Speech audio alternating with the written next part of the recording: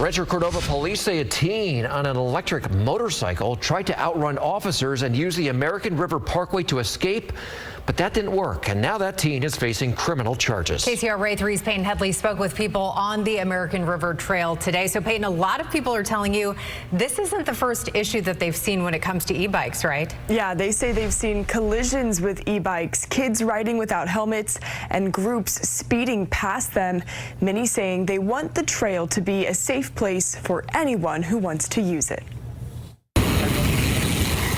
Those who frequent the American River Parkway say it's gotten busier over the last few years. You'll see a lot more people on the trail. A lot of that traffic coming from e-bikes. When I first started biking, 2010, 2011, there was 0 e-bikes. And then a year ago, you started seeing a few more. And now I would say 20 to 30% of the bikes that we see are e-bikes on the trail.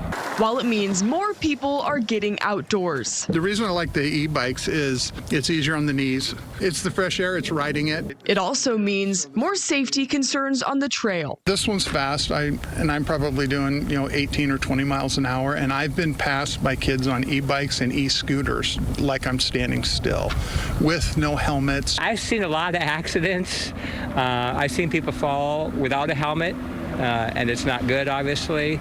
Just last month, a 14-year-old on an electric motorcycle used the trail to flee from police after officials say he didn't stop at a stop sign. The boy reaching speeds of up to 55 miles an hour in a neighborhood and 35 miles an hour on the trail, where he was later stopped by park rangers.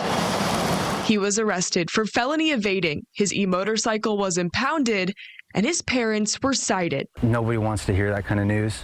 Nobody wants to see that. Park Ranger George Zika says he wants people to respect the park and works to educate those riding e-bikes, especially kids. The big groups of them, they're coming out onto the trails too, and they're taking up the whole trail. They think they're coming out here to have fun.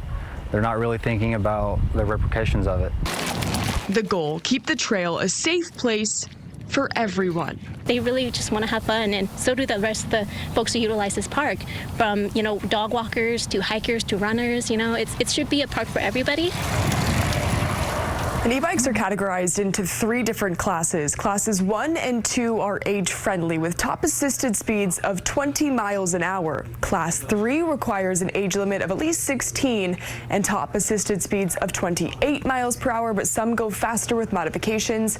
Only classes 1 and 2 are allowed at county parks. Andrea. Yeah, we've seen a lot of issues with those. Peyton, thank you so much.